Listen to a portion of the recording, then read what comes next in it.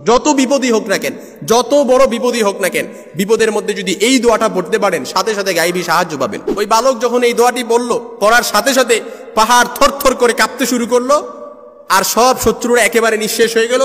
বালক একেবারে অনায়াসে শান্তিতে রাজদরবারে ফিরে আসলো। রাজা দেখে তো অবাক, কি ব্যাপার, তুমি মরো নাই? বালক বলে, না, আমি মরি নাই। বালক এই দোয়াটা পড়ার কারণেই আল্লাহ তাআলা তাকে বিপদ থেকে হেফাজত করছে। যত বিপদই হোক না কেন, যত বড় বিপদই হোক না কেন, বিপদের মধ্যে যদি এই দোয়াটা পড়তে পারেন সাথে সাথে গায়েবী সাহায্য পাবেন। আমি বানোয়ার কোনো কথা বলছি না, আপনি যে কোনো তাফসীরের কিতাব পড়ে দেখেন, আপনি ঘটনাটা পাবেন।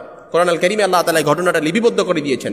তাফসীরে ফি জিলালিল কোরআন খোলেন, তাফসীরে মাআরিফুল কোরআন খোলেন, তাফসীরে মাজহারি খোলেন, তাফসীর ইবনে কাসির খোলেন, যে কোনো তাফসীরের কিতাবে আপনি এই দোয়া খুঁজে পাবেন। যখন এই বালক এই দোয়াটা বললো, যখন রাজদরবারে গেল, তখন রাজা আবার বলল, তাকে বিশাল সমুদ্রের মাঝখানে নিয়ে যাওয়া হলো জাহাজ দিয়ে। বালক যখন আবার এই দোয়াটা বলল, সমুদ্রের উত্তাল শুরু হয়ে গেল, জাহাজ থেকে সব শত্রুরা পড়ে নিঃশেষ হয়ে গেল, বালক বেঁচে গেল এই দোয়াটার মাধ্যমে। আল্লাহ তাআলা এই দোয়াটা শিখিয়ে দিয়েছেন আমাদেরকে, আল্লাহুম্মা কফিনিহিম বিমা শি'তা। একেবারে সহজ, আবার শিখায় নেন একদম সুন্দর করে, আপনাদের মনোযোগ আকর্ষণ করে। আমি এই দোয়াটা আবারও পড়তেছি, আল্লাহুম্মা কফিনিহিম বিমা শি'তা, আল্লাহুম্মা কফিনিহিম বিমা শি'তা। এই দোয়াটা পড়ার কারণে আল্লাহ তাআলা ওই যুবককে যেমনিভাবে হেফাজত করছে, যেমনিভাবে শত্রুদের হাত থেকে আল্লাহ তাআলা উদ্ধার করছে, ঠিক তদ্রুপ আপনার যত ধরনের বিপদই হোক না কেন, যত কঠিন বিপদই হোক না কেন, চারদিক থেকে শত্রু একেবারে গ্রাও করে ফেলছে, পালাবার কোনো রাস্তা নাই, বের হওয়ার কোনো রাস্তা নাই।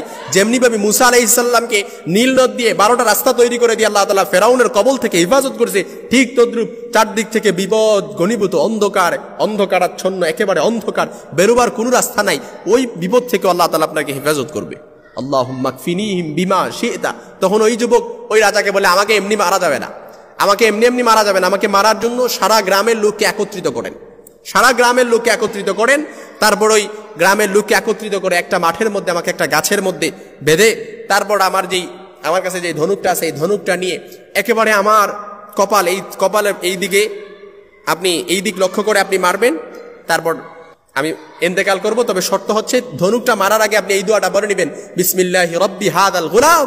এই দোয়াটা পড়ে যখন আপনি ধনুকটা মারবেন, দেখবেন সাথে সাথে আমি মরে গেছি, কোনো শত্রু লাগবে না, এত দল সৈন্য কিচ্ছু লাগবে না। যুবকের কথা মতো তাই করা হলো, সারা এলাকার মানুষকে জড়ো করা হলো। জড়ো করে তারপর যুবককে, তাফসীরের কিতাবে আসছে, যুবককে একটা খেজুর গাছের মধ্যে বেঁধে ফেলা হলো। যখন এই খেজুর গাছের মধ্যে বেঁধে ফেলা হলো, তখন ওই রাজা তার কাছ থেকে ধনুকটা নিয়ে, তখন রাজা বলল যে বিসমিল্লাহি রব্বি হাদাল গুলাম বলে যখন এই ধনুকটা মারলো, সাথে সাথে যুবকের এদিক দিয়ে গিয়ে এদিক থেকে বের হলো, যুবক শহীদ হয়ে গেল। যুবকের এই দৃশ্য দেখে যখন পড়ল বিসমিল্লাহি রব্বি হাদাল গুলাম, এই দোয়াটা পড়ে যখন যুবককে মারতে পারল, সারা এলাকার মানুষ, যত মানুষ জড়ো হয়েছিল, সব মানুষ কালেমা পড়ে মুসলমান হয়ে গেছে। সুবহানাল্লাহ বিহামদি, কালেমা পড়ে মুসলমান হয়ে গেছে। শুধুমাত্র ওই যুবক যখন এই দোয়াটা পড়ছে, এই দোয়ার ফজিলতে যখন ইসলাম সম্পর্কে তারা বুঝতে পারলো, একজনের শহীদের বিনিময়ে আল্লাহ তাআলা সারা এলাকার মানুষকে মুসলমান বানিয়ে দিয়েছেন। সুবহানাল্লাহ বিহামদি। এই জন্য বিপদ যত বড়ই হোক না কেন, বিপদের মধ্যে, যে কোনো বিপদে এই দোয়াটা যদি পড়তে পারেন, কোরআন সম্মত, কোরআনে লিপিবদ্ধ আছে, এই দোয়াটা যদি পড়তে পারেন, ইনশাআল্লাহুল আজিজ আল্লাহ তাআলা আপনাকে বিপদ থেকে হেফাজত করবে, শত্রুদের কবল থেকে আল্লাহ তাআলা হেফাজত করবে।